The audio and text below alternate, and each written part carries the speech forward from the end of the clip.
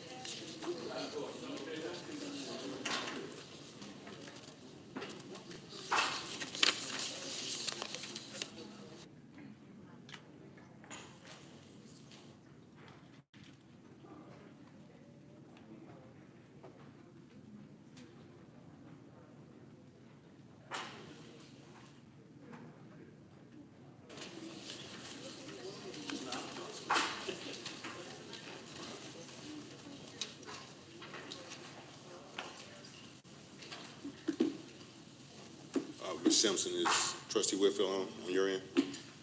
Yeah, okay. Thank you.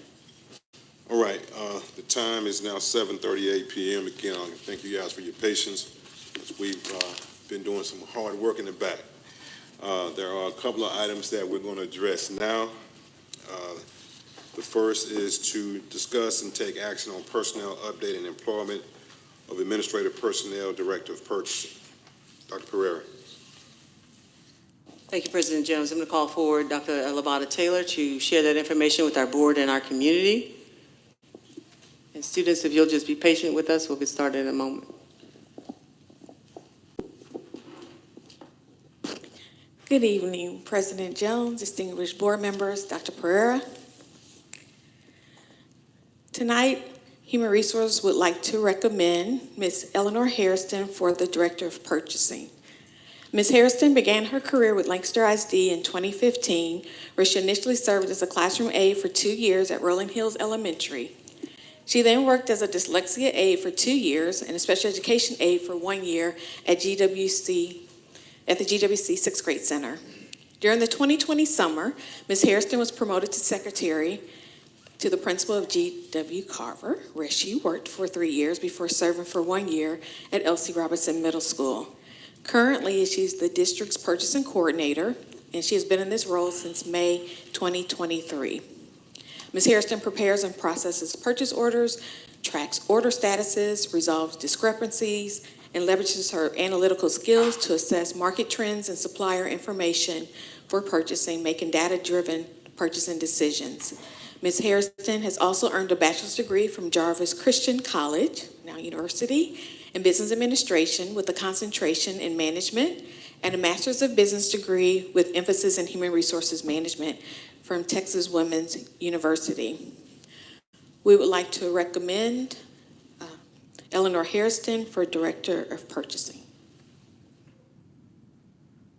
Thank you very much, Dr. Taylor. This is an item that requires board action. Is there a motion? Mr. President, Secretary Morris. I would like to make a motion that the board approves the personnel recommendation as read. Second. Okay, we have a motion and properly second by Trustee Cluis. Is there any additional discussion? Okay. All right, so the motion is that we will accept the recommendation by administration of Director of Purchasing of Eleanor Hairston.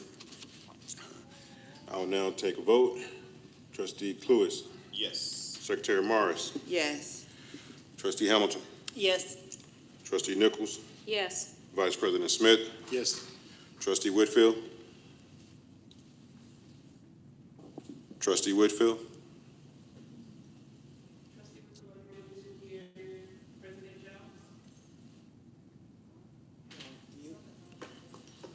Yeah, we maybe have some technical issues. Myself voting yes. I don't think you can hear me at all. It's on mute. You can see that.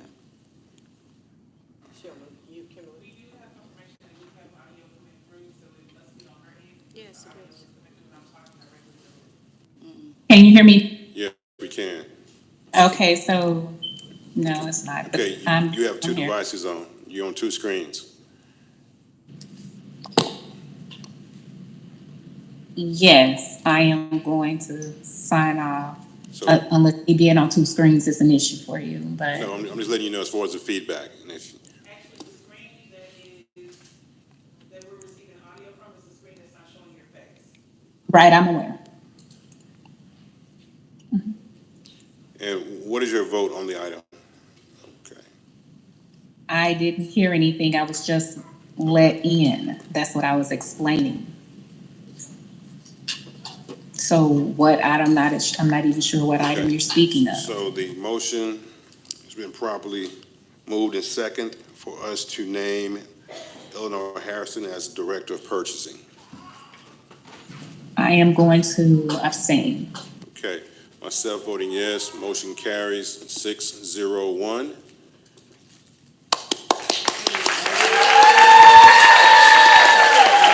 Trustee Jones, was this motion, this discussion coming from closed session or open session?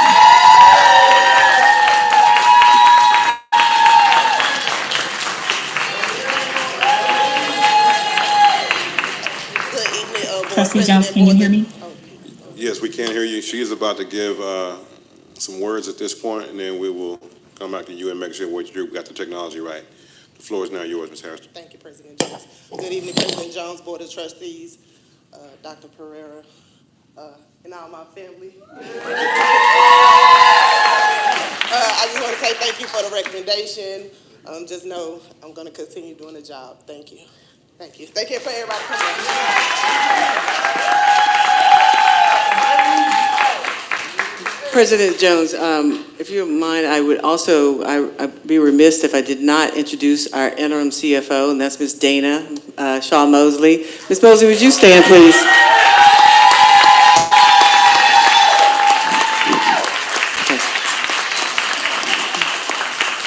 Thank you, President Jones, for obliging me.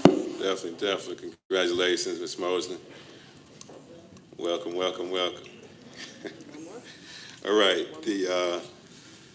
Trustee Whitfield, I want to come to you now. Which device are you going to utilize? Because we have one with your face and then one with just your name. We can't hear you right now. You got to unmute one of them. I'm taking care of that right now. Okay. Give me just a second. All right. So the next item we have on our agenda is the possible board action on the approval of personnel updates and employment of instructional personnel, including but not limited to Armani Lee.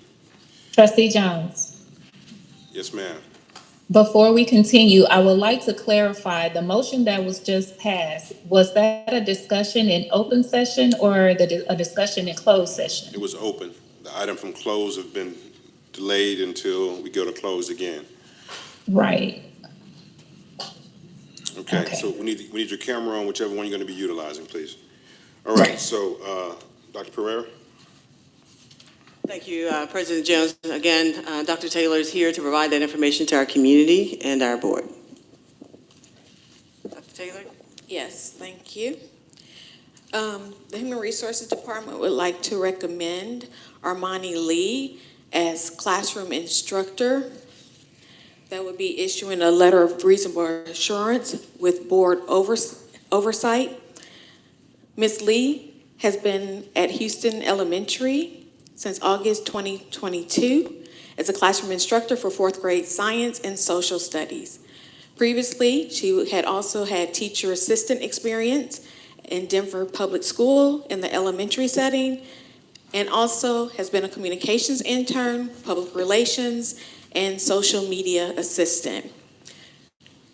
She has earned a Bachelor of Arts in Mass Communication at Grambling State University. And as we know, we're in a national staffing shortage for teachers, and we do have our Road to Classroom teacher program that is classroom facilitators and instructors, and so this would fall under that model to lead eventually to a certified teacher. We would like to recommend Armani Lee for classroom instructor. All right, thank you very much, Dr. Taylor. Are there any questions or comments for Dr. Taylor? All right, hearing none, this is an item that requires action. Do I have a motion? Mr. President, Vice President Smith? I motion that we approve the recommendation of Ms. Armani Lee as classroom teacher. Okay, we have a motion, and it's been probably seconded by Secretary Morris. Thank you, Trustee Nicholson. Is there any discussion? Hearing none. Yes. Okay, Trustee Whitfield. Yes, I guess my only question would be, if I just want to make sure I heard it correctly. She stated that Ms. Lee is certified, or she's not? No, I was speaking of the Road to Classroom program that we have, classroom teacher program, and it starts with classroom facilitator, then instructor to eventually lead to a certified teacher because of our national staffing shortage. Okay, thank you. You're welcome. Okay, we now take a vote. Trustee Hamilton? Yes. Trustee Nichols? Yes. Vice President Smith? Yes. Secretary Morris? Yes. Trustee Cluis? Yes. Trustee Whitfield? Abstain. Myself voting yes. Motion carries 6-0-1. Congratulations, Ms. Lee. Again.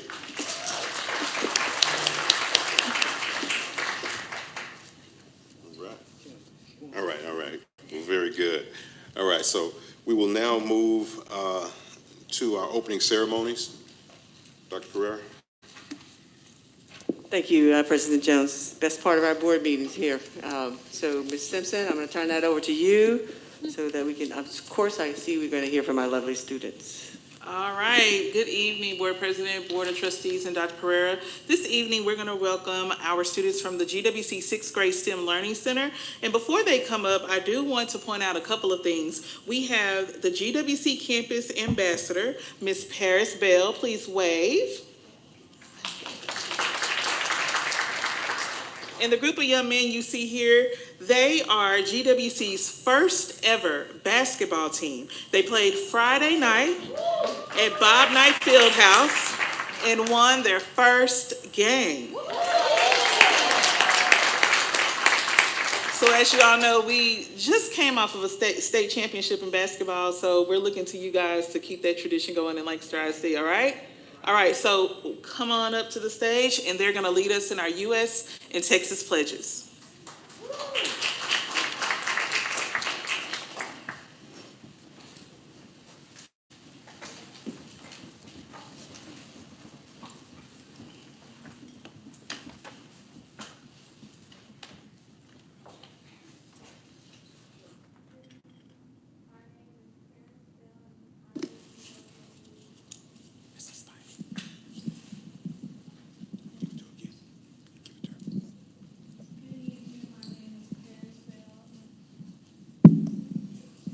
Good evening. Recording in progress. Good evening. My name is Paris Bell, and I am the student ambassador, and I will be helping lead the pledges. Please stand for the pledge.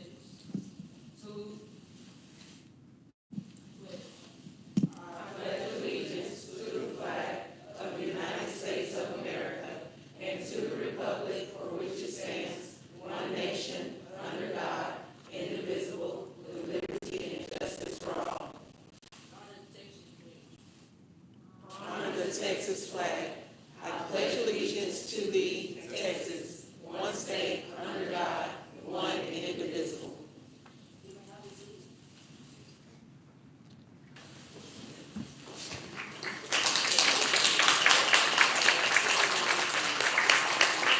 And we want to thank head coach Brandon McClure and assistant coach Coach Spivey. Thank you so much. Also, if any parents of those students are here, would you please stand? We can recognize you.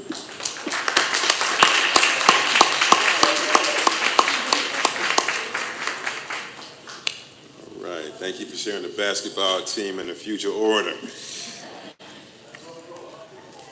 All right, the next item on our agenda is recognition and commendations. Dr. Pereira. Thank you, President Jones. Again, Ms. Simpson, the floor is yours. All right, excuse my seat. Good evening, Board President, Board of Trustees, and Dr. Pereira. It is a pleasure for me to start our board acknowledgements and recognitions. If you don't mind, could you please join me on the floor?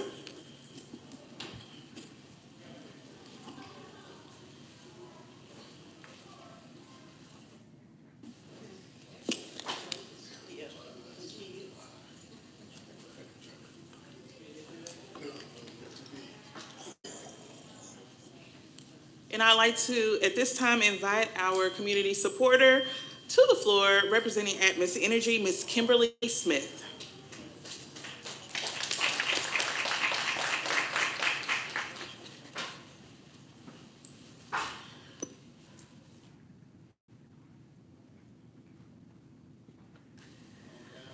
All right, and she has a big check, so we like seeing that. So Lancaster ISD would like to extend a huge thank you to Atmos Energy for their generous $5,000 donation to Lancaster ISD. We appreciate their continued support of students of Lancaster ISD. And tonight, representing Atmos Energy, we have the wonderful Ms. Kimberly Smith, who is a great supporter of our district. You can see her out and about in the community often, and she is always supporting us and throwing up her L. Look, we didn't even have to tell her which hand because she already knows. So we want to say thank you so much for the donation, and we look forward to working with you continuously in the years to come.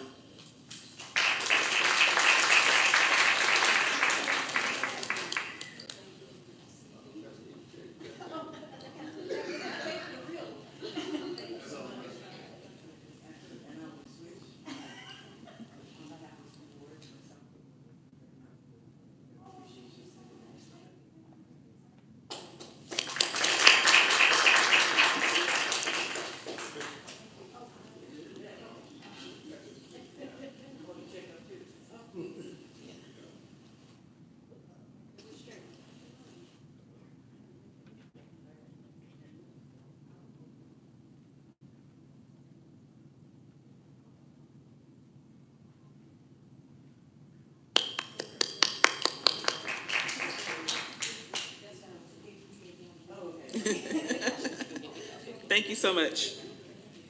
And at this time, I'm going to turn it over to President Jones for a special recognition.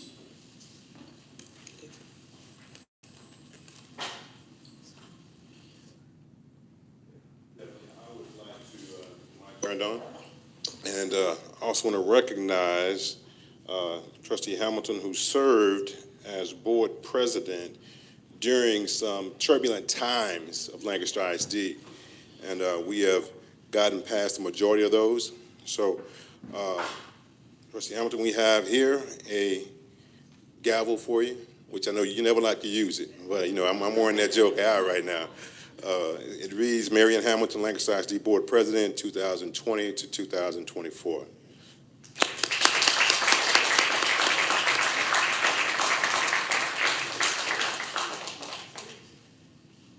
Speech. Thank you all so much. I definitely appreciate it. We did have some rocky times, but we are definitely trying to get past those waters. And thank you all so much for the recognition.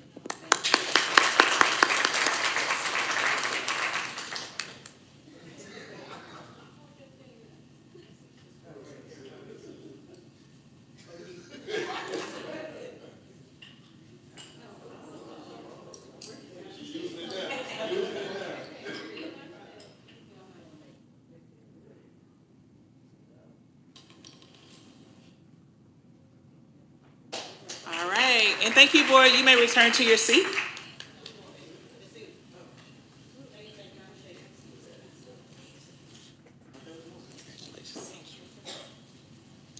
We also want to extend a special thank you to Walmart for their donation of school supplies for Lancaster ISD. Walmart held a special school supply drive for Lancaster ISD students, and their generous donation will ensure that every student in our community has school supplies they need throughout the school year. They even reached out and said that they were going to monitor when they're going to do their school supply drive so that it aligns with our back to school bash, and they want to be there next year. So definitely want to thank them for that wonderful show of support. And Lancaster ISD had a grand time celebrating Grandparents' Day this month. Across the district's 6 elementary campuses, hundreds of grandparents visited their grandchild's school to celebrate the day. I'm going to show you all the video because it's just really too cute, and it was a great day in Lancaster ISD. We are at Pleasant Run Elementary, the great Pleasant Run Elementary, for our Grandparents' Day lunch. Yeah! How special? You can't even imagine how special it is. It feels great. I love it. Thank you. It's not the first time for me. I've done it with my past grandkids. They've been here in this school before.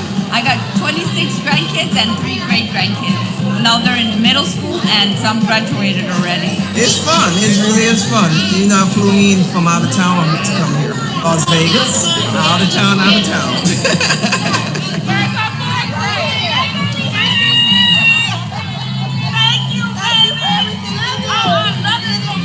Take a look at all of the love and laughter that you see in our cafeteria right now. We wouldn't trade this feeling for the world. How cool is it I came to visit you? Good. That means everything. Family is everything to us at PRE. I love it. This is my third one actually. Because he's the baby. One thing I like about this district, they teach them a lot. To be able to spend these moments with their kids, it means everything to the families and to us. Today was kind of special for us. I got 2 grandsons in one school, and this is our first time celebrating Grandparents' Day together. We look forward to many more. These are grandparents. They are grandparents. I'm great-grand. It means a whole lot. It's a monumental moment. It's a wonderful experience to be here today. It's priceless. You need days like this. We are really doing our best to further establish our home and school connection and making sure our families know that they are in a partnership with us. Priceless. Special. I'm enjoying this. I'm glad I did. I wouldn't have missed this for the world. I'll see y'all later. I'm gone. 1, 2, 3. Happy Grandparents' Day! Y'all have a blessed one. So it doesn't get any better than that. And as you all know, since COVID-19, we pretty much have had a closed campus, and we are slowly but surely opening up our campuses so we can do events just like this. So looking forward to the next one next year.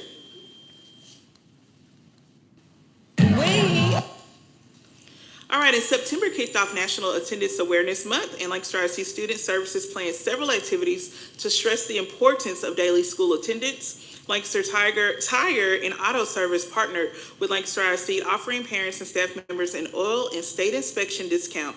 A special shout out goes to Ms. Donna Mitchell and the Truancy and Dropout Prevention Team for always helping parents remove all the barriers so students can get to school on time. And last week, Lancaster ISD held its Fall Safety Week. Elementary campuses successfully completed important safety drills to ensure they are well prepared and knowledgeable about standard response protocols. These drills help reduce confusion, panic, and even serious injury in case of an emergency. Our secondary campuses will be completing their drills soon as well. We are also proud to share that last week, Lancaster Middle School, J.D. Hall Learning Center, and Rolling Hills received surprise visits from the Texas Education Agency's exterior door audit team and earned a 100% compliance rating. We're definitely going to clap that up.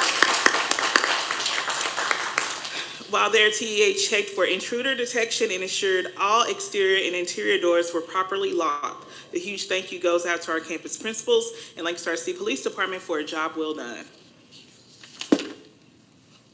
And staying on the topic of safety and security, Lancaster ISD was featured just last night on WFAA News to show a united front with surrounding school districts. Last week, social media hoaxes about school violence disrupted several districts across North Texas, including Lancaster ISD. Our police department worked together to determine, our police department worked with other district police departments to determine if the threats were credible. Several of them in Lancaster ISD were not credible. All of them actually were not credible. And that teamwork continued yesterday as the communication pros from Dallas ISD and Cedar Hill ISD joined Lancaster ISD in sending a clear message. The hoaxes are not normal. They are disruptions, and everything starts with a strong partnership with our parents. We are in this together. So the message, don't repost what you see online, report it. Most importantly, trust your district's communications team and rely on your school district for accurate information. The news story, if you didn't get a chance to see it, can be seen on our social media channel, also on WFAA's website. In Hispanic Heritage Month on September 15th, it began and it will go through October 15th. The theme for 2024 is Pioneers of Change, Shaping the Future Together. We will be spotlighting people who have paved the way for change in the Hispanic community by sharing their stories through video on our social media pages. Hispanic Heritage Month is going to conclude on October 15th, and we have a new video for each day of the month. And really quickly, I'm going to show you just what they look like so you can be on the lookout for them. Hi, I am Ms. Lopez from Early College, and here's today's Hispanic Heritage Month fact of the day. Selena Quintanilla Perez is known as the Queen of Tejano music. Her contributions to music and fashion made her one of the most celebrated Mexican-American entertainers of the late 20th century. She ranks among the most influential Latin artists of all time and is credited for catapulting the Tejano genre into the mainstream market. So very short and quick and to the point, but featuring our staff and our students, and it's always a good thing. So be on the lookout for it, and when you see it, please like, share, and repost. And it has been a busy week in our district. On Tuesday, 500 fifth graders participated in the STEM Fest at the Perot Museum of Nature and Science. STEM Fest is an annual event hosted by the United Way, and they partner with Texas Instruments to provide the experience for our students. They all had an amazing time, and the event was highlighted on all DFW news stations this week. We are partnering with the United Way once again on September 26th for a STEM Fest event designed for our sixth graders, and students will visit the Frontiers of Flight Museum in Dallas. And just last night, our Lancaster ISD Special Education Department hosted the first Strengthening Families event of the school year. This event was well attended and provided families with informational sessions, resources from vendors, and engaging activities designated for students and family support. Kudos to our special education team for making this happen for our students. And Lancaster ISD is currently in the middle of celebrating College Go Get It Week. Each campus has different themed spirit days this week to get students excited about their post-high school graduation plans. And tonight, happening right now, Lancaster High School is hosting its annual college fair with more than 80 colleges, universities, Greek organizations, and military divisions in attendance. And some reminders and upcoming events. Lancaster ISD is going to welcome all of its parents for our upcoming elementary and secondary parent conferences. Elementary conference is held Wednesday, September 25th from 4:30 p.m. to 7:30 p.m. And secondary conferences is going to be Thursday, September 26th from 4 p.m. to 7 p.m. In BAMO's time, the 9th grade center will start at 4:30 p.m. to 7:30 p.m. on Thursday, the 26th. And it's almost time for one of the most favorite events that we host each year, the Kindergarten Kickoff Tailgate. This year's event will be Friday, September 27th, and we're inviting all Lancaster ISD kindergartners and their families to enjoy food, music, fun, and an opportunity to sign up for Dollars for College savings plans. The Kindergarten Kickoff Tailgate will kick off at 5:30 p.m. till 7 p.m. and at the end of it, we're going to allow our kindergartners to run on the football field and identify some future track stars, as we always do each year, because they run super fast to the end of the tracks. It's always fun to watch.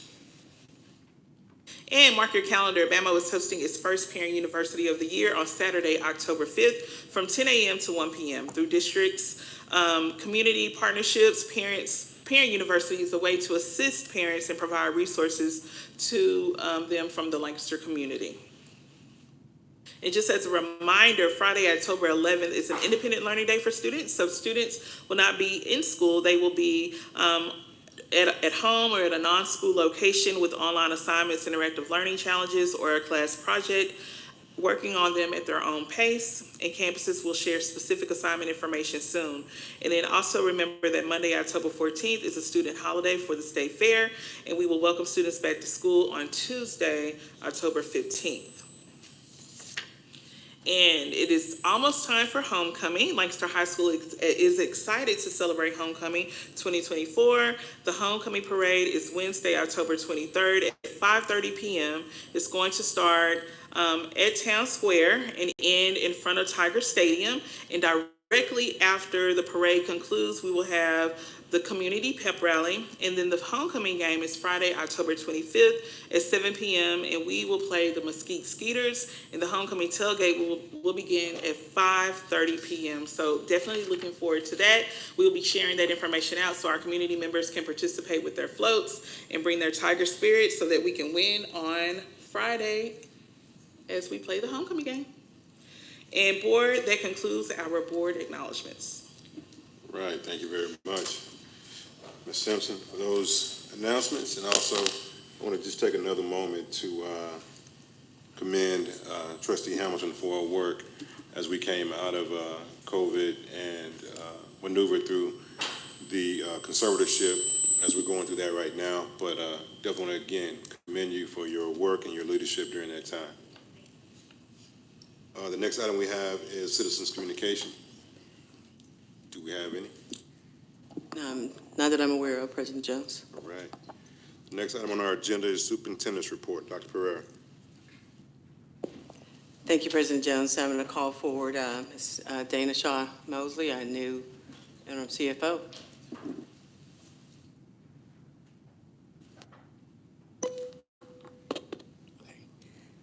Good afternoon, Board, President Jones, Board members, and Dr. Pereira. Tonight, I present the July 2024 financial report. The full version of the report is in Board Book, which is available for each of you. The first slide is a representation of the property tax collected for the month of July 2024. The taxes, this is the tax collection for the month of July 2024. This report is generated from the Dallas County Tax Office. The total collections were $232,088.57, and it was collected July 2024. However, due to the refunds, the levies, and corrections and reversals, the next collections were $136,931.12. Slide 2 is a representation of an income statement. Basically, the top part is the revenues collected, and the bottom half is the expenditures collected. The expenditures are listed by functions, and the overall year-to-date revenue collected is 85.73% of the total budgeted revenue. In comparison to last year, local revenues are slightly down. This is due to settle up, recapture, and the average daily attendance, plus an increase in local taxes. There's an inverse relationship between local taxes and the the revenue collected from the state. When your property tax collection is high, then the state contribution of revenue is lower. You don't have a windfall of money, it's just a seesaw effect. Okay, the federal revenue, the SHARS revenue is projected to be lower because of the ruling from the OIG. But the indirect cost was higher this year because we were able to collect indirect costs on the ESSER funds. Let me go back. Overall, the year-to-date expenditures the district has expended is 88.17% of the total budgeted expenditures. Slide 3 is a representation of the revenues collected for July 2024. The top left chart is a representation of the 10 generators of revenue. The highest revenue driver is property tax, and the second highest driver is the foundation funding from the state. Slide 4 is a representation of the top 10 expenditure drivers. Instructional expenditures are the highest driver we have in the district, and majority of those expenditure drivers are payroll. The second highest driver is maintenance and operation costs. The expenditures are higher this year because of the $1,800 we got for the Vader is higher than last year. Inflation costs caused the M&O expenditures to be the second highest driver because we're doing a lot of repairs on buildings, and the cost of paper is up and the cost of materials is up due to the inflation. Slide 5 is a representation of food services. At the position in July, we had a projected deficit of $3.3 million. The local revenue was from snacks and adult feeding, In July, we began to receive the receivable that was owed to us from the federal government. So we began collecting the money that was owed from 2022 and 2023. Currently, today, as we speak, we've collected all the funds, but at the position in July, we had not collected it. That's why we had a projected deficit of $3.3 million. But currently, we are projecting a surplus. Slide 6 is a representation of the debt services account. That is the revenue from all the taxes that we collect, and this is where our bond payment money resides. The bond payments were paid in February, and then we processed them in August. But at this position, we only have paid the February 2024 payments for the bond. Slide 7 is a representation of the investment reconciliation, and this is where all our tax revenue resides in the two pools that we have, Lone Star and Tax Pool. The balances are for general fund, debt service, capital projects, and child nutrition. All the revenues that we receive now are going into the investment account because we can yield a higher interest in the investment account rather than in the bank accounts. Thank you. All right, thank you very much. Ms. Mosley, are there any questions? Yes. Secretary Morris? President. Thank you. And I saw that we had some deficits in there, but my question is, and if you don't know, that's okay, because I didn't ask the question prior to this, but do you know how many exemptions, 65 and above exemption, there were? And if you do, how much did it impact our dollars? I'm sorry, I don't know that, but I will research that, and I will get you an answer. That's fine. Thank you very much. Okay. All right, thank you, Secretary Morris. Any additional questions, comments? All right, thank you, Ms. Mosley. Okay. Mr. President, before you go to the next one, because I'm sorry, I feel I was intending to ask you this when you made the comment. Trustee Hamilton, we worked together closely through those trying times. You led this board to the next position where we are now. I didn't want to use the next level, but you led us and you guided us as board president and took care of the necessary needs of the board to ensure that we were successful to go through the process of bringing a new superintendent into our district, as well as representing our board well, and thank you for that. All right, thank you very much, Secretary Morris, and please forgive me if anyone else wants to make a comment toward Trustee Hamilton. I'll give you the floor at this point. Vice President Smith. If I haven't said it already, thank you. And for those of you that are joining us and fairly new, there were some truly tumultuous times that you helped us to navigate.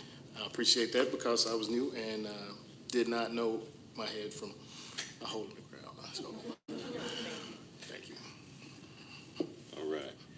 Again, thank you again. And we will move to our next item, which is attendance update. Dr. Pereira. Thank you, President Jones. I'm going to call forward Dr. Jackson to present that information to our board and our community. Dr. Jackson, the floor is yours when you're ready, sir. Greetings, President Jones, distinguished board members, and Superintendent Dr. Pereira. I want to provide you with an update on the first 6 weeks of school. This slide was actually added this morning. This year, I wanted to be a little more informative. Last year, I just simply awarded the elementary school and the secondary school, and we came up and took a picture. But I just wanted to show you the percentages from here on out. Additionally, these percentages are not final. This is as of yesterday, so we still have to calculate today and tomorrow. And as you can see, Rosa Parks, Middlebrooks is actually leading. They were the champions last year, as well as GWC, which was the champions last year.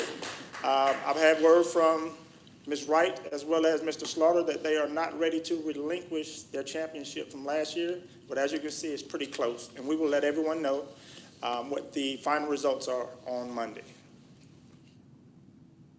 Thank you. All right. Thank you very much, sir. I also want to commend those principals and teachers for encouraging students to get to school. So that's great numbers so far. Let's keep it going. The next item we have is operations updates. Dr. Pereira. Thank you, President Jones. I'll have Mr. Oster bring that information to our board and our community. Mr. Oster, the floor is yours, sir. Good evening, President Jones, distinguished Board of Trustees, and Dr. Pereira. I'm here tonight to present our operations update. Since my last update, maintenance operations have been working hard, staying on top of requests and completing a number of high-priority projects, a major one being the Service Center Gate, another one being the new CTE food truck. Here's a few photos of both.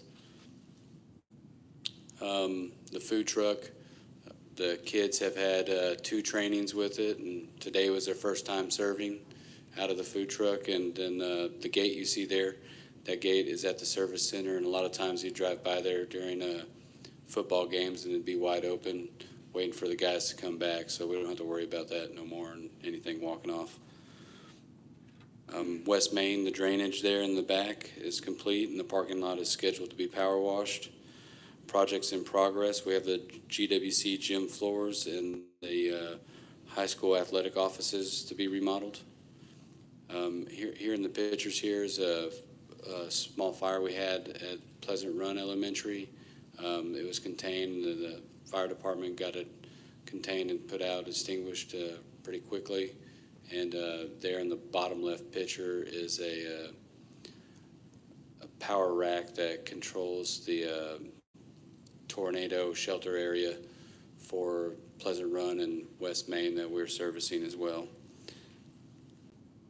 M&O has completed more and more work orders every day, and this is a repeat from last meeting, but I'm proud to say that M&O has completed 315 more work orders than last year and took our total completion percentage from 87% to 101, making our 3-year average 98%. Thank you. All right, thank you very much, Mr. Oster. Any questions or comments? Secretary Yes, Marks? this is Trustee Whitfield. Hold on just a second. Can you see me okay? Hold on just a second, Trustee Whitfield. You can allow her to speak. Secretary first. Marks? You can. Go ahead. Thank you so very much for all what you do. I know every day it's a new rock, but we appreciate the effort and what you're doing to stay on top of it. My pleasure. All right, Trustee Whitfield? Yes. The fire, I apologize. It sounds very faint. I can't hardly hear, but from what I understand, or if I may ask, how did the fire get started, or what did the fire department state? One of the younger students in the building, one of the younger classes, went to a paper towel dispenser and lit it on fire. And luckily it was in a private bathroom connected to the gym, so it didn't get a lot of air to take back off. So it burnt the paper towel dispenser, and they got to it before it went any further.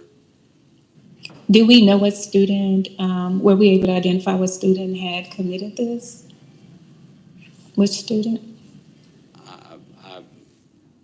I understand. No, I'm not asking for any information to be released. I'm asking, have that student already been identified, is what I'm asking. Yes. Okay. And I apologize if you've already stated, but what date did this fire start? I'm not really sure of the date. Probably. I'm sorry, this information was not shared with the board, so this is new for me. Trustee Whitfield, the information was shared. I will get the date for you. I'm sorry, say that again? The information was shared, and I will get the date for you. I'll provide that to you in a little bit. Thank you. You're welcome. Thank you, Mr. Oster. Thank you. All right, if there are no other questions or comments, we'll move to our next item, which are campus highlights, which is George Washington Carver 6th Grade STEM Learning Center. Dr. Pereira. Thank you, President Jones. I'm going to call forward Ms. Gail Wright, proudly take the podium and share some great information about GWC. Ms. Wright? They're clapping before you even make the announcement. Floor is yours, Ms. Wright. All right. Good evening, Board President Jones, distinguished board members, our fabulous superintendent, Dr. Pereira, LISD family and friends. I am the proud principal of the TEA projected C-rated George Washington Carver 6th grade STEM Learning Center, where we are creating excellence from the curb to the classroom. Ms. Wright, we'll give you a Yes. standing ovation. Hold on. Okay, y'all. Thank you. Should have had my staff here. Okay, but where we are creating excellence from the curb to the classroom, our theme this year is we are one because we are working together, and we know that working together we rise, and together we'll thrive. Okay, so I'm going to go on to my fabulous leadership team. I have Crystal Traylor, she's my counselor. Marcus Burkhalter, he is my Dean of Students. Megan Nash, she's my Math ACE Specialist. And Danielle Lakitaway, she is my Reading ACE Specialist. And of course, my dynamic Assistant Principal, Roberto Ayala. So let's talk about some data and student enrollment. So aligned to board goal number 1, enrollment for and demographics for students. As you can see, enrollment at GWC increased about 12% this year, so we are super excited about that. Demographic information kind of stayed the same, but enrollment overall increased. Give or take a student, when I created this, it was about 487. Next is information regarding our teacher demographics. I was very intentional when it came to hiring this year, so I am pleased to announce that GWC is fully staffed with only one non-certified teacher in our core classes, and that teacher is a returning teacher who already knows the right way. So he was able to stay in class. So super excited about that. We have about 26 fully certified teachers and 7 teachers working on their certification. And I strategically placed them around the campus so that they can continue to learn and grow and eventually become certified educators. Next up is a little bit of data. This is our math map data. And as you can see, going in, let me put my glasses on because I don't know where to put my glasses on or take them off. Let's see. So as you can see, we are in the, we performed in the 42nd percentile this year and or 43rd percentile. For 42nd percentile this year and 43rd percentile last year.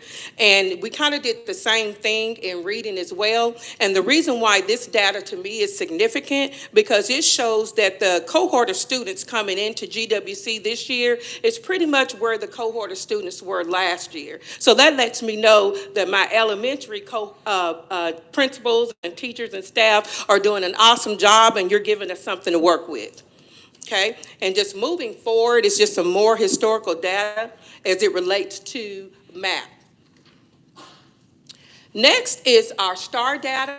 As you can see, we did pretty decent in on our STAR assessment last year. In reading, we increased 6%. When it comes to approaches, we increased 11%.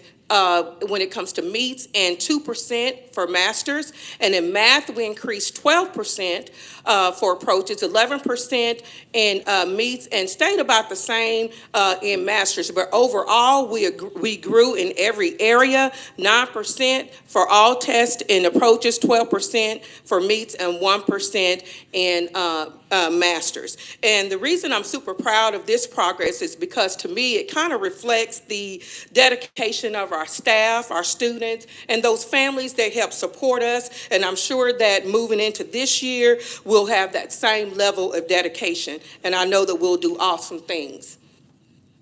Okay, moving next, continuing with Board Goal 1, focusing on college, career, and military readiness. At GWC, we are committed to providing an academically challenging environment that will prepare our students for middle school, high school, and beyond. So when it comes to college and career readiness initiatives, we are committed to making sure that we are teaching our students study skills and research techniques so that they develop good study habits. We want to make sure that we are teaching them written and oral communication skills so that they are communicating not just orally, but they are writing and collaborating as well. We also are working on teaching those soft skills like critical thinking and collaboration and problem solving so that they will continue to be critical thinkers moving forward. And we also spend a little time on independent learning because we are wanting to make sure that our students are intrinsically motivated and not just relying on external sources to motivate them to continue to do their best when it comes to learning. We also want to focus a little bit on time management and organizational skills because we realize that some of our students only come to us with maybe only having 2 teachers, whereas at GWC they may have 5 teachers. So we want to make sure that they remain organized and use their time wisely when it comes to their assignments. Now, aligning with board goal number 2, focusing on culture, student attendance, and student discipline, we are working hard to motivate our students at GWC. So some of these things are underway, and some of the things are just a goal for us. We haven't gotten to them yet, but we are implementing the Tiger Pride tickets, and this is just pretty much where students receive points when they are observed being respectful, doing the right thing, and staying focused. We also have our Crush It party last year. We had a Crush It picnic where we invited those students with good attendance, honor roll, and outstanding citizenship. We also have an honor roll celebration for students who have amazing academic growth because we don't want to always focus on those students who are reaching master's level. We want to focus on students who are showing excellent growth as well. So we want to celebrate them too. And then also we will begin highlighting a student of the month so that we are letting parents know that we are recognizing students as well. Another thing that we've done to kind of help us with our tardies and attendance is perfect punctuality because we were having a problem with students arriving to school late and being tardy for that first period. So we started the perfect punctuality, and this just is where when each class, the peers are holding each other accountable, and when each class have perfect students aren't tardy, I should say, then they get a P, and once they spell out perfect punctuality, they'll get recess or a class party or something like that, and that has really been helping us with our tardies. We also have the GWC Lunch Bunch, and this is where we just kind of focus on those social, emotional issues and behaviors that students have, and I even participate in that, where students get to eat with me, sit in my office and eat, and we discuss any issues they may have. We also have our counselors participating in that and other members of our leadership team. Then we have our character guidance lessons, and sometimes we invite outside speakers to speak to our students. And then because we are a uniform district, we wanted our students to have an opportunity to kind of dress in everyday clothes and just be able to wear something different. So we've implemented our Theme Day Thursdays, and that's on the 3rd Thursday of every month where students can wear something based on a theme. So that's something we're doing as well, and they're super excited about that. Next, focusing again on board goal 2, culture, teacher attendance, and teacher retention.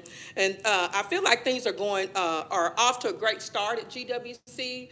One of the things that I did at the beginning of the year is focused a lot on emphasizing attendance from day one and the effects that it have on your team when you're not at work. And I feel like that has helped us out a lot. And if we have individuals who have issues, I do sit down with them and have personal conversations so that we can kind of get to the bottom of what's going on so that we can move forward and have a successful year. We also have drawings for prizes for individuals with perfect attendance. We have birthday potlucks, cakes, that kind of thing. And then we also have a hang in there surprise each month that may be floats where I just kind of say, thank you for keeping us afloat or something like that. One thing that I'm super proud of is our Win Time Wednesdays, and that's just where we provide a one-on-one support for those members of our, for those teachers who are struggling with lesson planning, presenting instructional content, and that kind of thing. So they are able to get one-on-one support from us, and I feel like what sets us apart is the level of support that we provide our teachers. So that really works well for us. Also, we have our specialists assist our teachers with weekly lesson planning, so they do feel supported, and we always stock the break room with coffee, snacks, things like that for them, because we all know that oftentimes teachers don't really get a lunch break, and so we just make sure that we have something provided for them. Now, moving on to parent, community, and business partner engagement, we are working really, really hard to include our parents more this year. We are communicating again through Class Dojo. We have our campus newsletters, but mandatory newsletters by content is also sent to parents, so parents know what students are learning every week. I've implemented that this year, and then we're trying to increase our presence on social media as well. We will continue to have our parent-teacher conferences and our family nights and volunteer opportunities for our parents, and again, we just kind of push for them to make sure that they go to Parent Portal and that kind of thing, so that and do the background check, so that when it's time for field trips and things like that, they can participate. When it comes to community and business partner engagements, we have, I'm just going to say, when I tell you Concord Church showed up and showed out at GWC this year, they showed up and showed out. They provided us with lunch and school supplies, all kinds of things. So we were super excited to get those things. The Oaks Church came in and redid our bathrooms and did some additional painting. And I just want Mr. Oster to know that our kids are taking care of those bathrooms. We had a couple of hiccups, but we are taking care of those bathrooms. And then I also have the SEL community partners. We've had Phoenix House, Impact Communities, and Recovery Resource Council come in last year. We're hoping we continue that partnership this year. And then at the end, we have our Mason Brothers and our Eastern Stars, who comes every year to provide a brand new teacher with gift cards to help her classroom get set up. They also volunteer in the building, and they also adopt a family at Thanksgiving and at Christmas time. So let's continue to talk about what makes GWC the place to be. I'm going to say teachers receive training and ongoing coaching to support and make sure that they are able to meet the needs of all of our students. Again, I feel like our support on our campus is bar none. We have our Enrichment All model. That's new this year. And in that model, we're offering American Sign Language. We have a boys basketball team, a girls basketball team. We have cheer, step, volleyball, a community service club. We have a curriculum that we have esports, and we're still working on that curriculum, but we do have our esports up and going. We also have journalism, theater, dance, band, book club, and I'm super proud to say that we have implemented Destination Imagination, and from the competition that I'm seeing, hey, I think we have a good chance to do some great things in that area. And then, of course, just our projected TEA rating of a C. And just, kind of interviewing some of our community members and that kind of thing. They all have great things to say about GWC. So I'm very proud of where we are and where we're going. Some of the goals that we have is just creating more opportunities for parental involvement and implementing those student incentives so that our students who are high performing are motivated to continue to do the hard work so that they are showing the growth when it comes to assessments.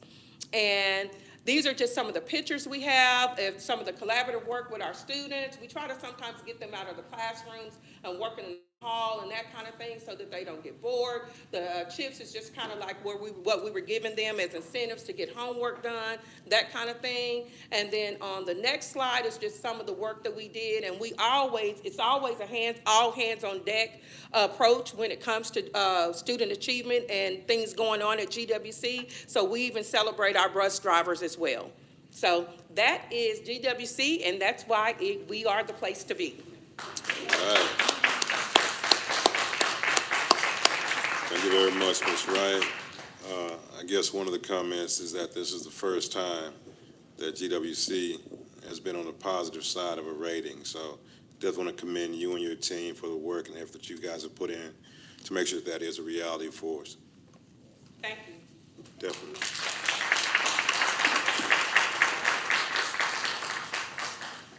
All right, the next item on our agenda is adoption of the consent agenda. We have 4 items: approval of the following minutes: August 27th, 2024 special call meeting, August 22nd regular board meeting. Consider approval of technology vendor services lease and licenses renewal for the year 2024-25. Consider approval of contractor services for fine arts year 2024-25, and consider approval of the August 22nd Lone Star Governance Time Use Tracker. Do I have a motion? Mr. President, I make a motion that we adopt the consent agenda as written. We have a motion by Secretary Morris. Second. Second by Vice President Smith. Any questions, comments? Great. Hearing none, we'll take a vote. Trustee Hamilton? Yes. Trustee Nichols? Yes. Vice President Smith? Yes. Secretary Morris? Yes. Trustee Cluis? Yes. Trustee Whitfield? Abstain. Myself voting yes. Motion passes 6-0-1.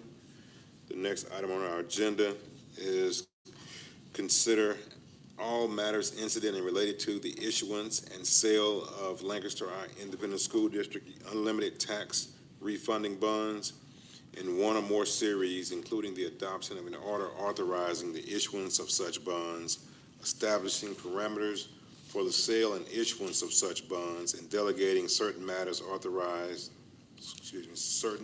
authorized district officials. Dr. Pereira.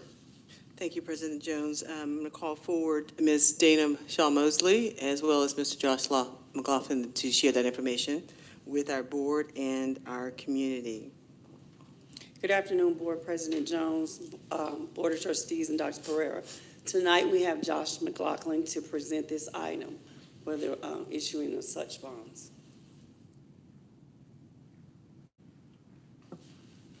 Good evening, President Jones, distinguished board members, Dr. Pereira, it's good to see you again. This is sort of an update from when I was here last month.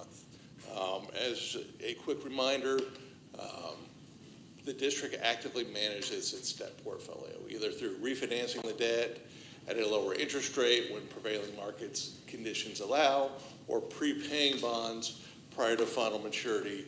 The district has been able to save taxpayers over $51.7 million. Would you say that again, real loud? Absolutely. Saving taxpayers almost $52 million since 2016.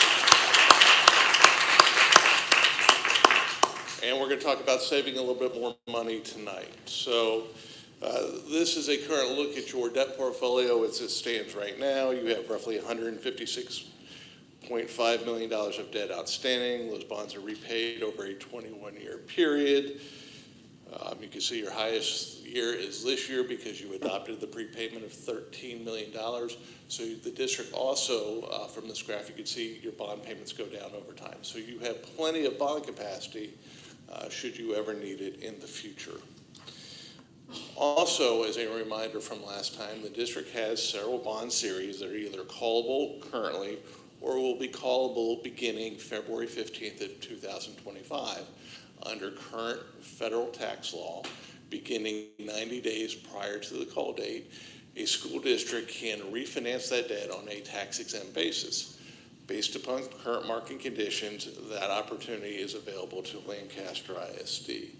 So I'm going to flip all the way over to page 6. Based upon current market rates, the district may refinance its Series 2013, 14, 15A, and 15B bonds at a lower rate. These bonds are eligible for the permanent school fund guarantee. You already have it on those existing bonds, so when we refinance it, the district will receive it again.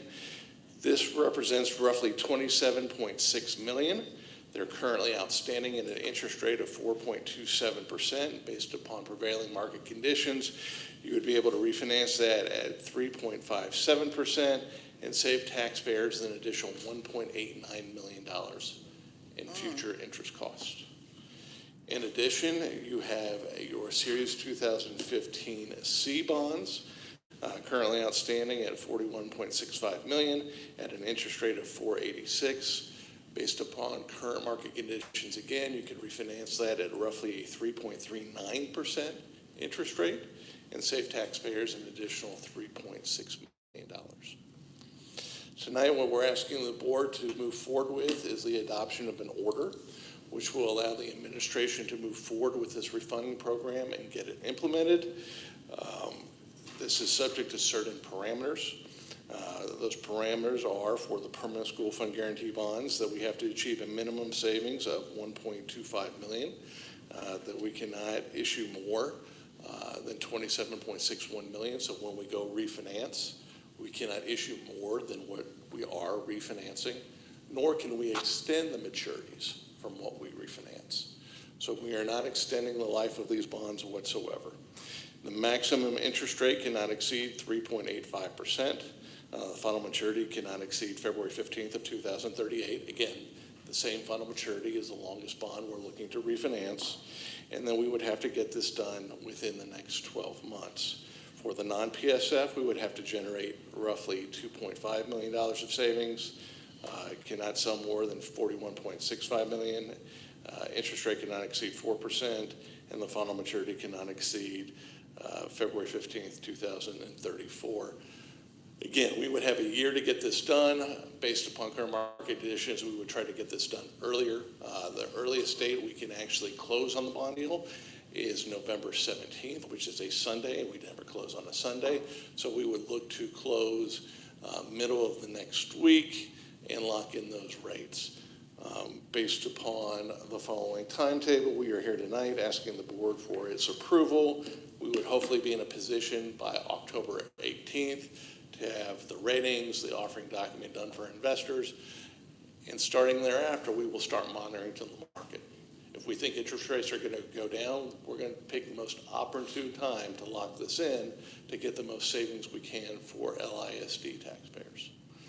I know I went through that relatively quickly. I'll be happy to answer any questions you might have. All right, thank you very much, Ms. McLaughlin. Any questions pertaining to this item? Yes, Trustee Jones, this is Trustee Whitfield. Trustee Whitfield. The gentleman spoke of, I apologize, this is Mr. McLaughlin. McLaughlin. I'm sorry? McLaughlin. Mr. McLaughlin, I apologize. Thank you for the correction. Mr. McLaughlin, you stated that we are looking to save the district approximately, did you say 52 million? I'm sorry? So historically, through the management of the debt portfolio, the district has roughly saved taxpayers $52 million since 2006. With this refunding program in front of the board tonight, we are looking to save roughly another $5.5 million on top of that. Okay. And with that said, if the board decides to move forward, the savings,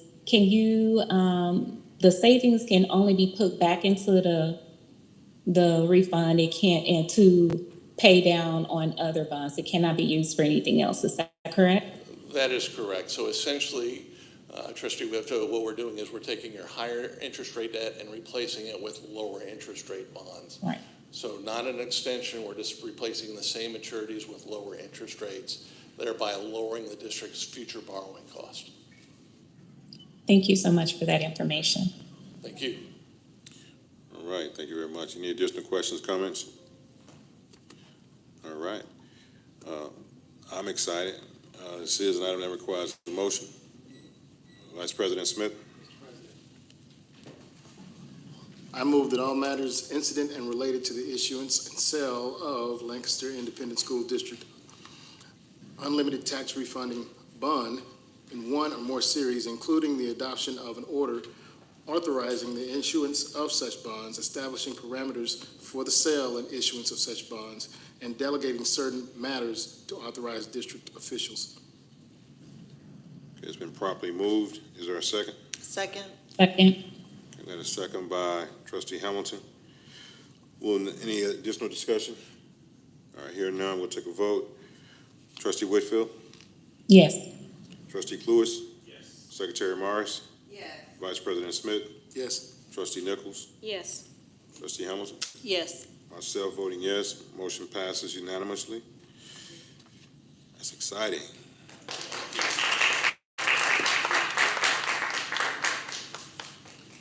So that's looking about $60 million. That's good. All right, the next item on our agenda is consider all matters incident and related to appointing BOKF NA as the successor paying agent registrar for certain currently outstanding indebtedness of the district, including the adoption of a resolution pertaining thereto. Dr. Pereira. Thank you, President Jones. I'm going to call forward again Ms. Dana Shaw-Mosley to share that information with our community and our board. Good evening, Board President, board members, and Dr. Pereira. Tonight, I am requesting approval for you to authorize us to change the paying agent who holds our bond funds. Just a little background, Bank of New York Mellon used to they still do hold our bond funds, but their costs are going up from $500 to $825 per bond. And then they made an operational change, including terminating several Texas-based employees and outsourcing the operations to India. So we're recommending that we use BOKF NA to provide services for us to make our bond payments to. And there's charges $500 per year, and we have a lower fee. It has a lower fee than Bank of New York Mellon, and they are locally based. It was a question that was brought up about the name. That is an acronym. It used to be Bank of Oklahoma Financial Services, but now that's just an acronym. And in Texas, it's actually the Bank of Texas, and this is the corporate trust that will manage our funds is located on Sherry Lane in Dallas, Texas, which is local. Any questions? All right, thank you very much. Ms. Mosley, any questions at this point? All right, hearing none, entertain a motion. Mr. President, Vice President Smith. I move that all matters incident and related to adopting BOKF NA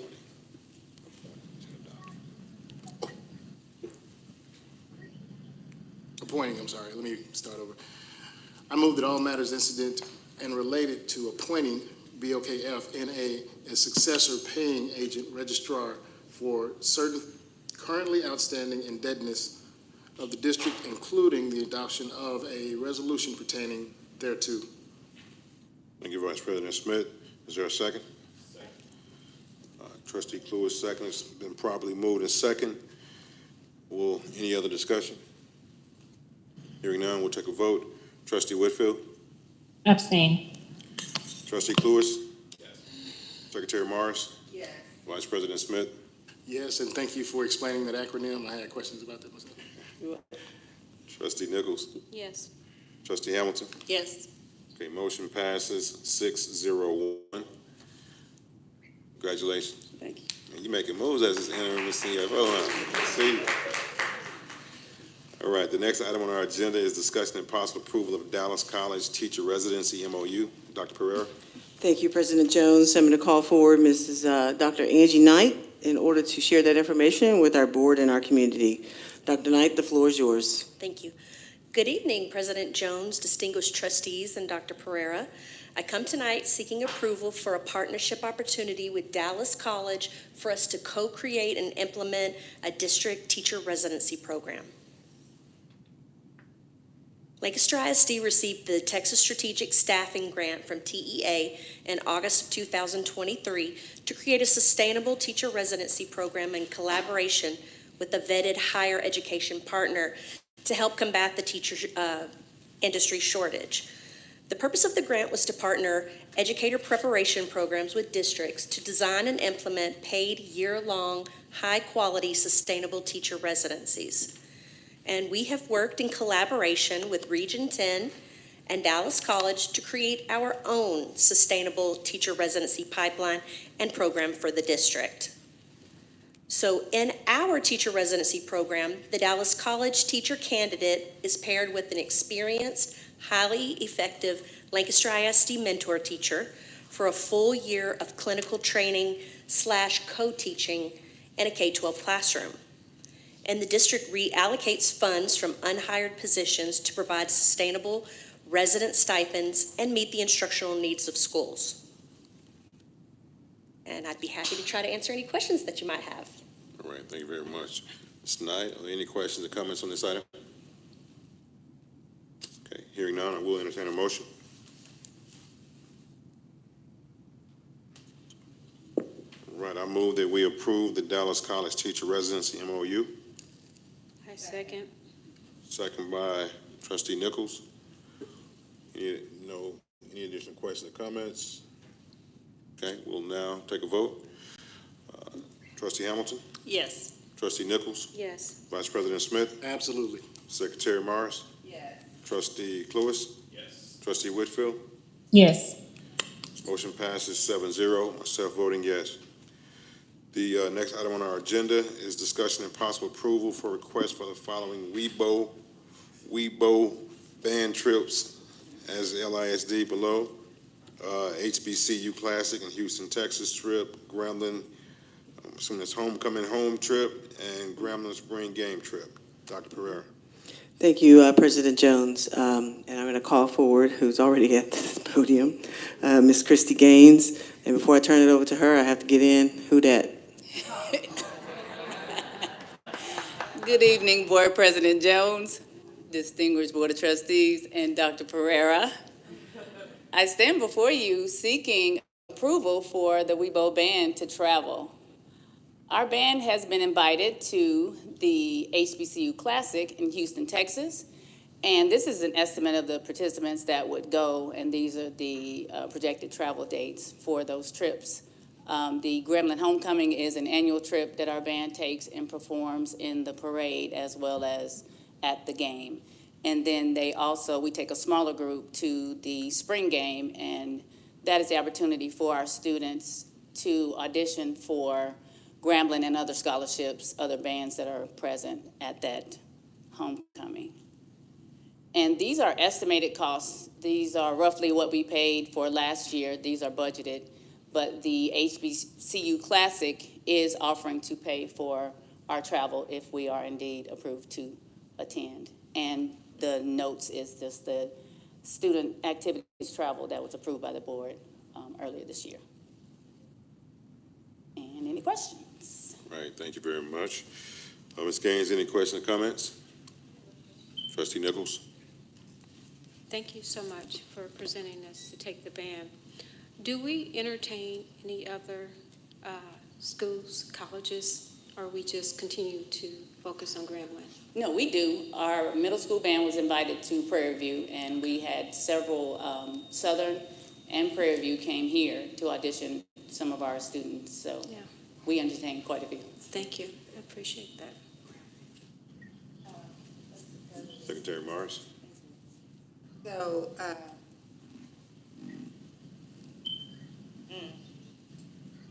so we only focus on HBCU schools? Not necessarily, no. Those are the trips that have historically occurred.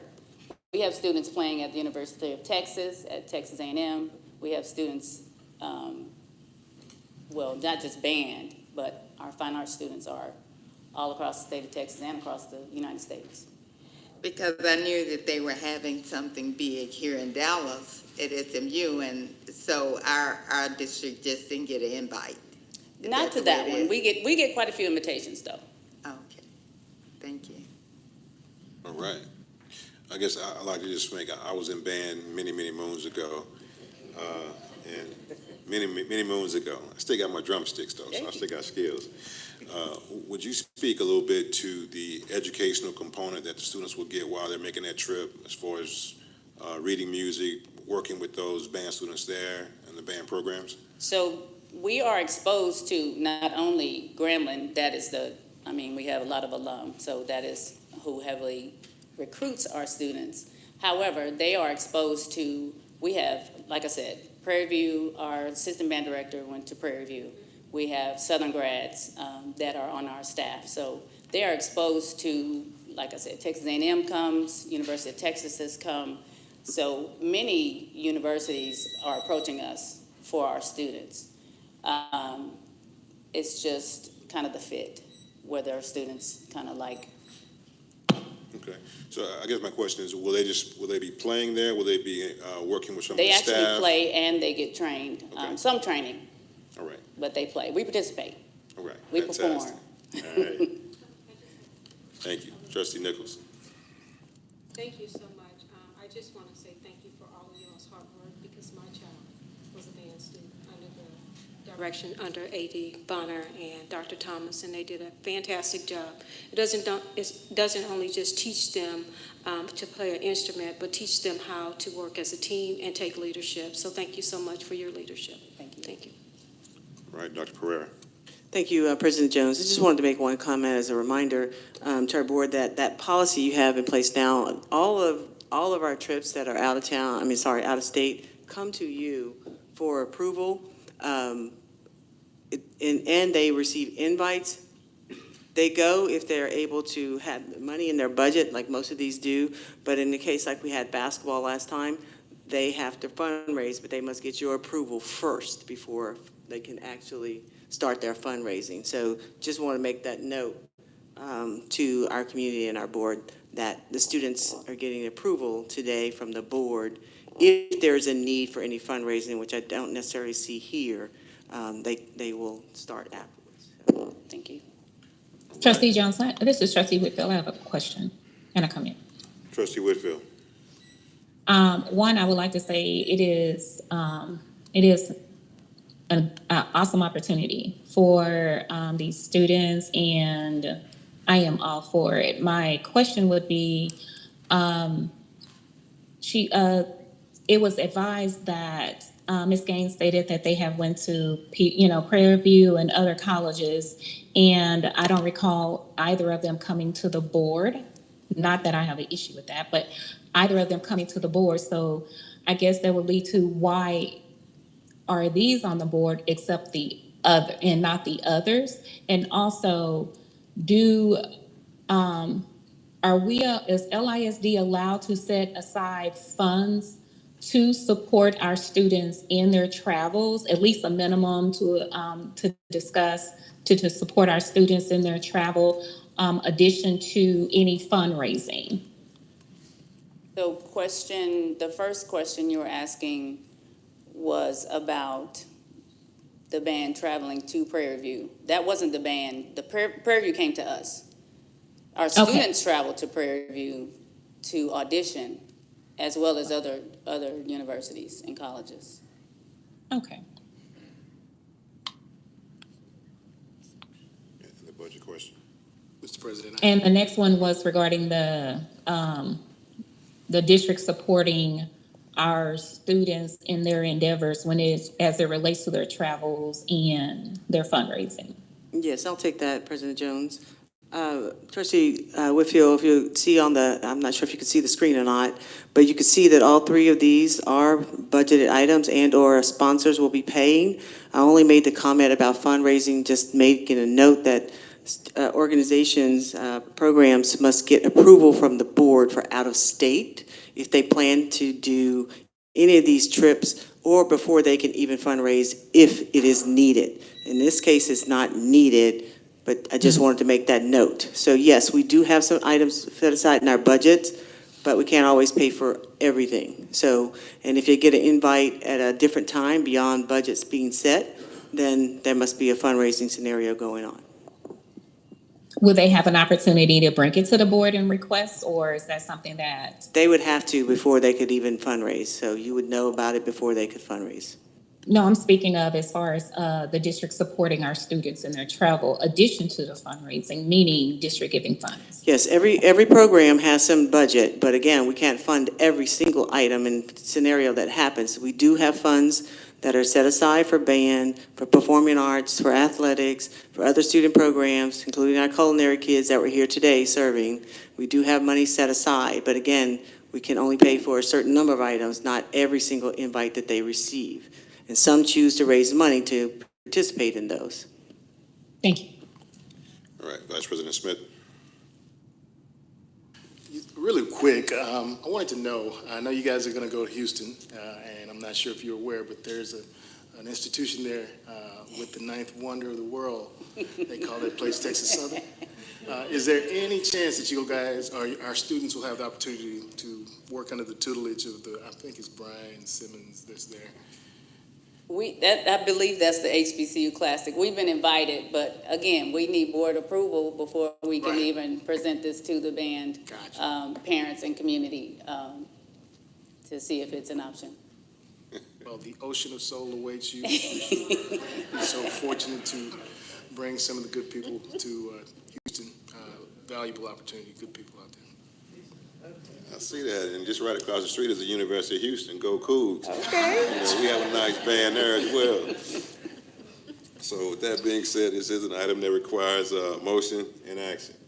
I make a motion that I'd like to move to approve the request of the following WeVo band trips as listed: HBCU Classic Houston, Texas trip, Grambling HOCO home trip, Grambling Spring game trip.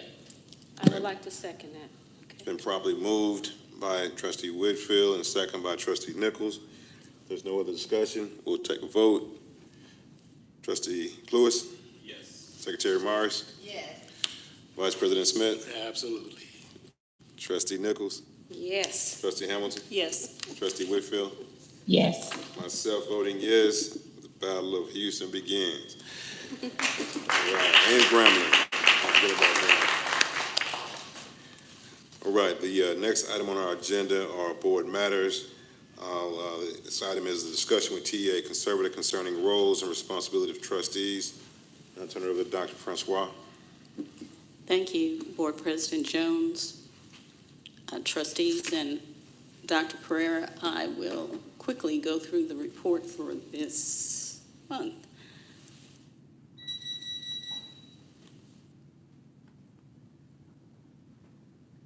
I don't want to adjourn you.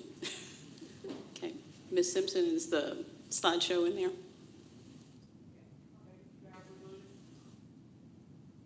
Yeah.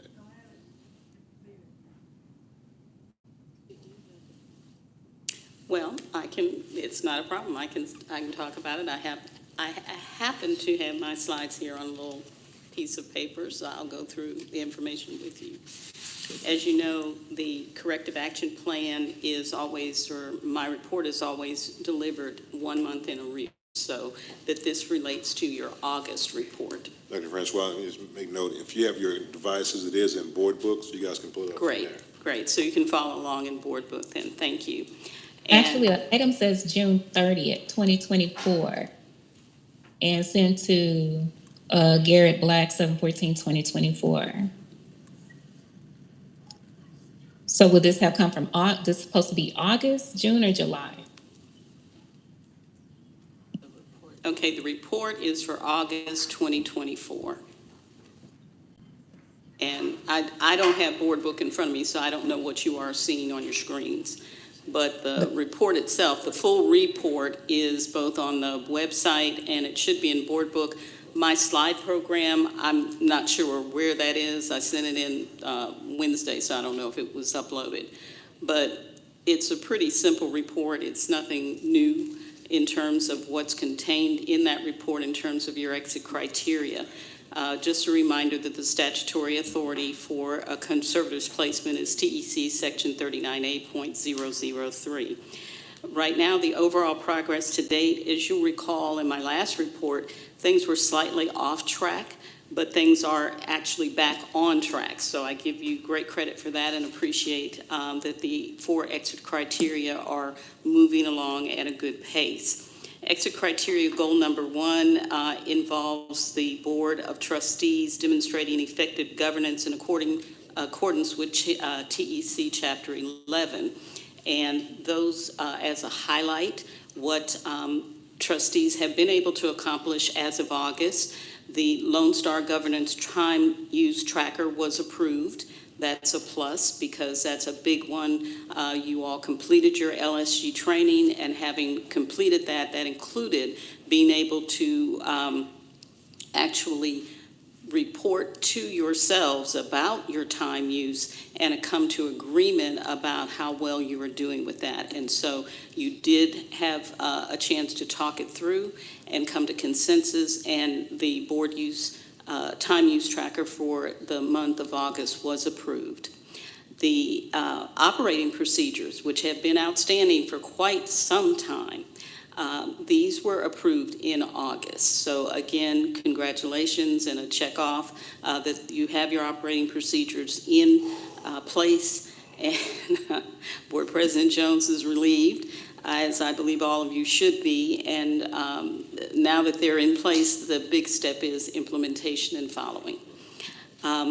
Also during August, you approved your budget and your tax rate. That moved along very smoothly. And overall, in August, both your work session and your regular board meeting agendas were followed with time was a little bit over, but it wasn't extremely excessive. In exit criteria goal number 2, that particular goal involves trustees demonstrating an understanding of the difference between board work and superintendent work. And so again, I give you congratulations on the fact that trustees are very consistently attending required school board member training.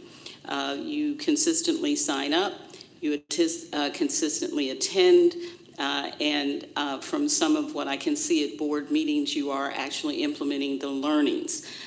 2 areas, though, that I caution you on that really need to be attended to before the end of the calendar year, and that is to have completed the Team of 8 training. You all have discussed it and, talked about knowing that you do need to do it, but it does have to be completed before the end of this calendar year. And also, I regret that Dr. Lloyd couldn't be at the meeting tonight, but I do want to remind you that there is additional Lone Star governance training that's required. The days for those, the fact that you have that training outstanding, that has been discussed, but again, it has not been scheduled. So I urge you in those 2 areas to make sure that you attend to getting your Team of 8 training done, as well as the additional Lone Star governance training days. For exit criteria goal number 3, the board demonstrates sustained willingness to adhere to and implement best practices for communication among themselves with the superintendent, staff, and community as exhibited by meeting or exceeding some GPMs. That is, I think, in July, there were some issues around trustees not following the procedures for posting or asking for information through the portal. What we saw in August, that was corrected. And that's why I'm saying we're back on track. There was a course correction. And when the board president requested of the trustees to submit those items through the portal, those items were sent through the portal correctly. But under GPM 3.2, trustees consistently demonstrate their ability to uphold and abide by the board member ethics policy or rules of order for board meetings as described in the board operating procedures. Still a little bit off track here. There are complaints that are outstanding and lawsuits. Actually, in August, the trustees voted to pursue some lawsuits against other trustees or former trustees. And so obviously that's not something that is indicative of I guess, cordial relations. It's not where you would want it to be. However, I think that you're working on it, and there will be resolution to that. Exit criteria goal number 4 relates to programmatic, both federal and state audits and or complaints being resolved.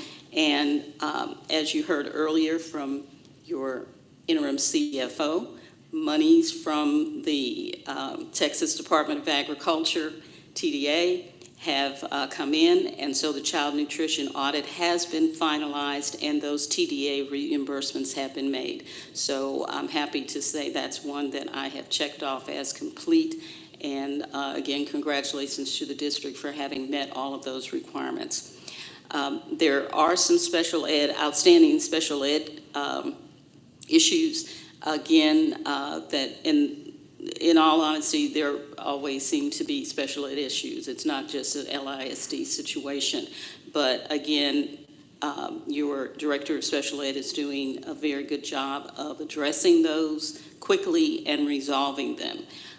What I like to do is to make sure that all of the pieces are being addressed and the reports are being done, and that's what we are seeing. So overall, again, you're moving toward checking things off very well. I commend you for exhibiting some efforts at governance, maturity, and decorum, and urge you to continue and to develop the focus on student outcomes. There's a lot that goes on around the dais that can be important and is important for student performance. And so I urge you to make sure you move in that direction. And that's why that Lone Star Governance Time Use Tracker is so important, because it helps you to know whether or not you're spending your time appropriately. And that is always on the children of the Lancaster ISD. So, Board President Jones, that's my report. Again, the report is up on the website. It's in your board book, and the community is welcome to read it and hopefully see that progress is being made. All right, thank you very much, Dr. Francois.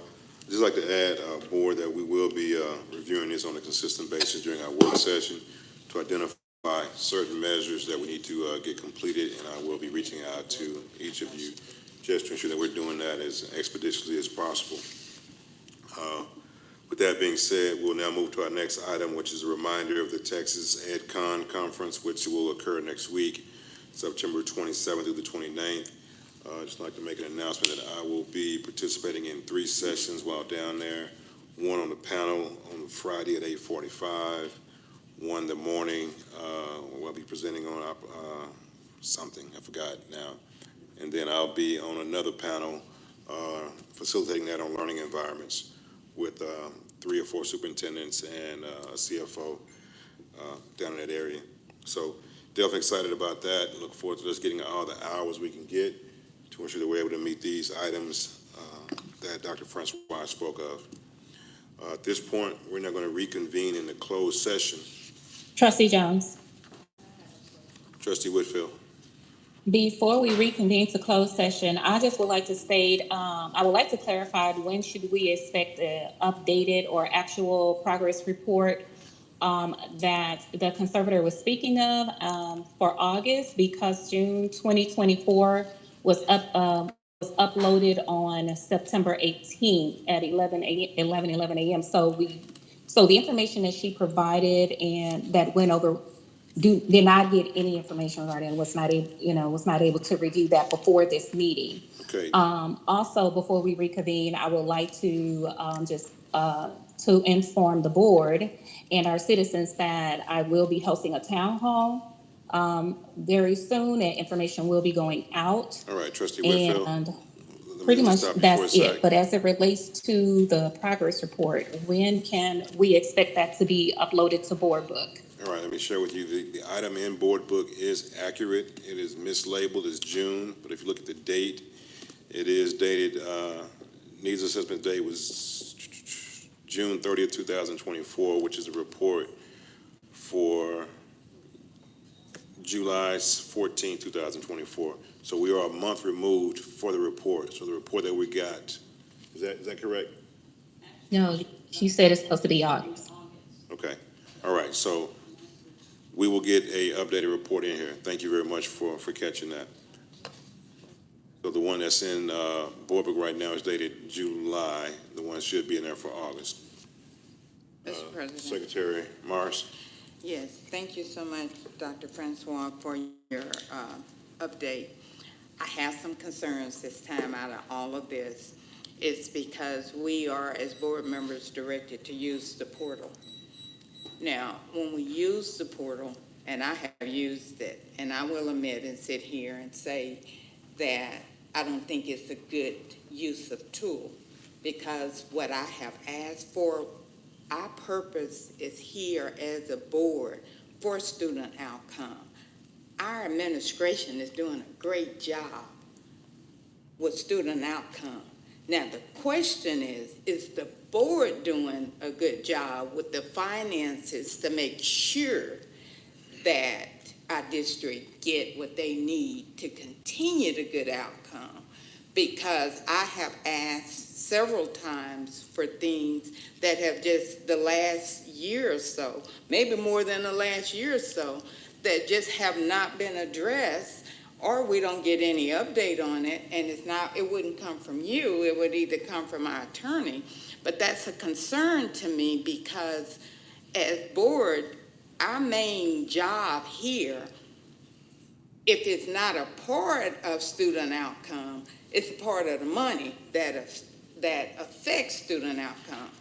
And so why aren't my issues addressed? At least say, no, we're not going to do it, or we are going to do it, and if we get a report. Because I would like to see that in your report. Because other than that, putting it in the portal for somebody to read and say you missed this or you missed that or you didn't say this, what would we use the portal for? Because it was understood for me when we first did the portal, oh, the board don't have to do anything. Now the board got a job. Unpaid.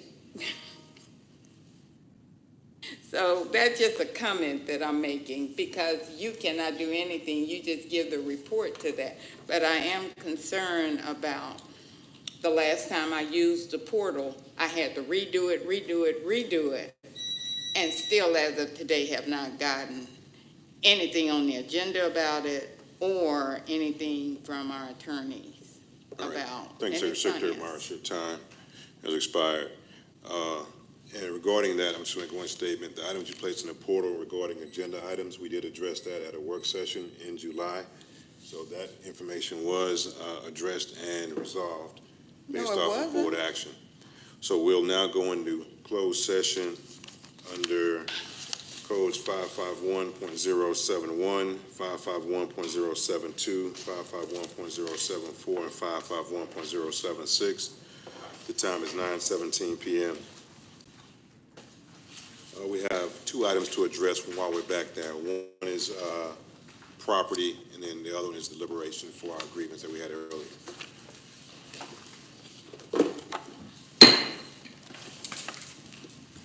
Recording stopped.